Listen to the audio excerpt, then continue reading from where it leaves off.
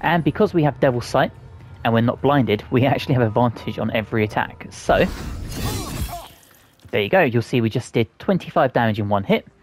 And we still have that attack and one more. This also triggered the Dark One's Blessing, which gave us a higher amount of temporary hit points. We're going to make the ultimate DPS BardLock, which is a Bard Warlock combo. Now, to begin with this, there's two paths you can take. They will make sense. You can either take Warlock to level 3 ASAP, or you can take Bard to level 6 ASAP. It's totally up to you. I'm going to be taking Warlock to level 3 as quick as possible. So, as stated, we're going to start with the Warlock. Now, for your spells, I would take Eldritch Blast and I would take Bone Chill. Eldritch Blast obviously being amazing, and Bone Chill just prevents the target from healing, which is really, really helpful. Now, when it comes to your subclass, you have the 3 to choose from, but we are going to take the Fiend. And for spells, we're going to get rid of the Armor of Agathis, and from that, and we're going to take Hex and Hellish Rebuke. So for your stats, you want something that looks like this. You want your 14 Dex, 16 Constitution, and 16 Charisma, 8 in Strength, as that's our dump stat, and then 10 in Wisdom and Intelligence, just for a 0 for saving throws and stuff like that. Skill proficiencies, again, take whichever you like. It depends on what your playstyle is. Okay, as I stated, we are taking the Warlock to level 2. This gives us access to another spell, and now at this point, I would take the Arms of Hadar. And for our Eldritch Invocations, we're going to take the two most popular, Agonizing Blast and Repelling Blast. Repelling Blast obviously pushes people further away from you, and Agonizing Blast allows you to add your Charisma modifier to your Eldritch Blast damage, which currently at level 2 would be a +3, but it will be a +6 by the end of the build. And Warlock level 3. The reason we have taken Warlock to level 3 is for the following you will see soon, but for now we're going to take Misty Step, and then we're going to pick our Pact Boon, which is Pact of the Blade. So this allows you to use your Charisma instead of your Dexterity or Strength, and you can bind the weapon to your hand. Okay, at level 4, this is where I dip over to the Bard. Now the Bard is a very, very, very good melee and ranged character, and for your Bardic spells, I would really focus on utility things.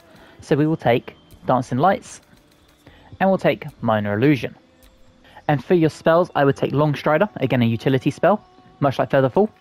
I'll take Thunder Wave, just because it's really good at repelling people, much like our Eldritch Blast. And Tasha's Hideous Laughter, just to possibly leave creatures prone. Pick any instrument, and again, pick any proficiency you want. Okay, Bard level 2. So, we get to stick with this, pick another spell, again, take anything you want. I'm going to take Dissonant Whispers. And now for Bard level 3, where we get our specialization. Now, you get to pick another spell. I would personally take Hold Person. It's useful at this point. It'll be less useful later on in the build. But for now, if you can land this and cause a creature to become held, so that other people hit criticals on them, it's phenomenal. But we are going with the College of Swords to unlock all our flourishes. And we gain medium arm proficiency and scimitar proficiency. We're going to take 2 weapon fighting, as we will be dual wielding. And again, pick any expertise you would like. Okay, Bard level 4, we get one more spell, so let's take Light.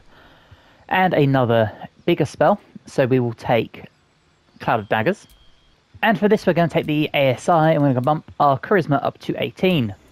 And we stick with Bard once again to level 5. And I would take Glyph of Warding. I think this is such a good spell. It's so useful. You can throw a glyph down, and it'll trigger whatever magic ability you have laid within it, and you don't even need people to run into it. If you place it somewhere where enemies are already standing, at the end of your turn it will trigger. It's amazing. But Bard level 6 is what we've been waiting for, so we get extra attack. You can make an additional free attack after making an unarmed or weapon attack.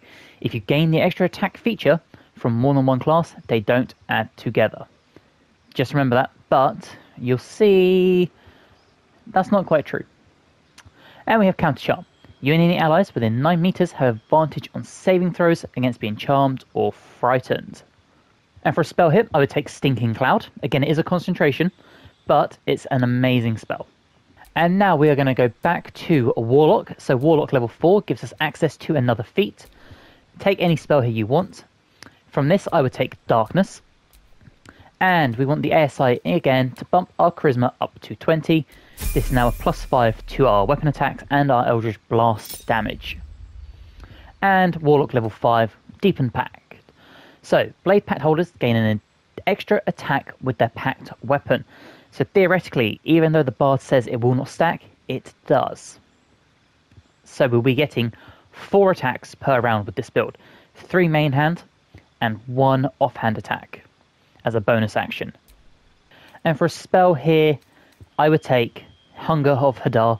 This was in my top 10 list of spells in Baldur's Gate because I think it's just phenomenal. And we will be taking Devil's Sight so we can see in our own darkness. And then for your final level, I would personally go Bard just to access another 4th level spell.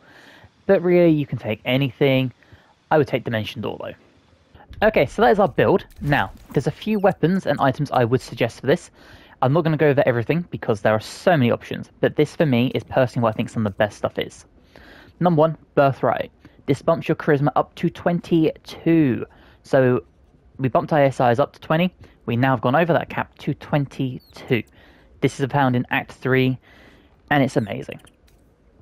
I would use the Vivacious Cloak. You gain 8 temporary hit points after casting a spell while in melee, and you will see this trigger quite often.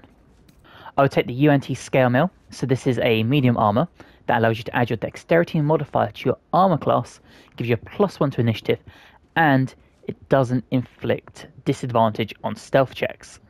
For gloves, I really like the Legacy of Masters, so this gives you a +2 bonus to attack and damage rolls with weapons. Your other option would be the Quick Spell Gloves, so you can throw Darkness up with a bonus action, and then you can still use your main attacks in the same round. I really like the Light of Twilight, so you get a +1 bonus to armor class while obscured, so if you're in your own darkness, your armor class goes up by 1, making you even harder to hit. The Strange Conduit Ring, so while concentrating on a spell, the wearer's weapon attacks do an additional 1 to 4 psychic damage. So if you are concentrating on a hex or you're concentrating on a darkness, this will trigger and give you an additional 1 to 4 psychic damage. For a main hand weapon, again, there are so many options you can go with, but I really like Kerwin's Cauterizer. So it deals an additional 1 to 4 fire damage, and on a hit, unless the target makes a Constitution saving throw, they will become burning. And this also triggers quite often, and it's very, very good. The base damage itself is amazing. Throw in the fire damage, and you can continuously do little bits of damage to enemies. And for an offhand, I would use the Gleam Dance Dagger. Now, the main reason I would go with this is that if you put it in your offhand, you gain a +1 to your armor class, which is just phenomenal. It's so, so good. So that is our build and some of the weapons I'd recommend. Let's go find some combat, and I'll show you just how this build works. Okay, so here we are, about to find some combat. Now, first things first, you must bind your packed weapon. Now we get to add our spellcasting ability to it. So let's trigger this fight. Okay, so it is now our lovely turn. And what we're going to do is we're going to throw up Darkness. Now, this will use 1 turn, but if we do this, and with our ability, we not only are concentrating so we get extra attack damage, but we still have the option of doing an offhand attack, which I know isn't amazing, but it is still an option. Now, unfortunately we missed, which isn't ideal, but what it means is on our next one, we'll get 4 attacks, which will be 3 main actions and 1 bonus action.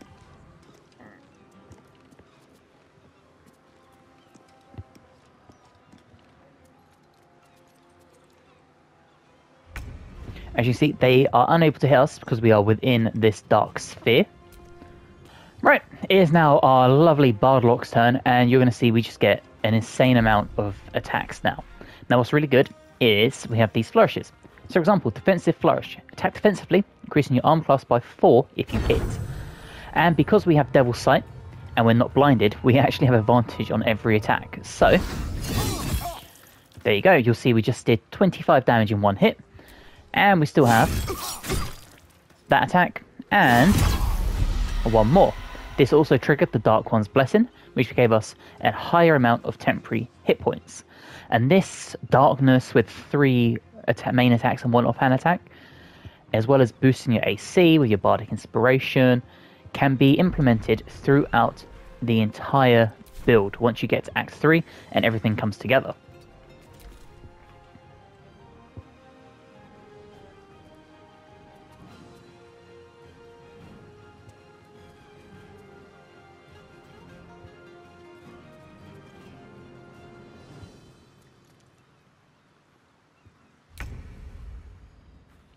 And as you see, a whole round without them being able to hit us again. Okay, now, bear in mind, this is a Bearheart Barbarian, so all damage is going to be halved.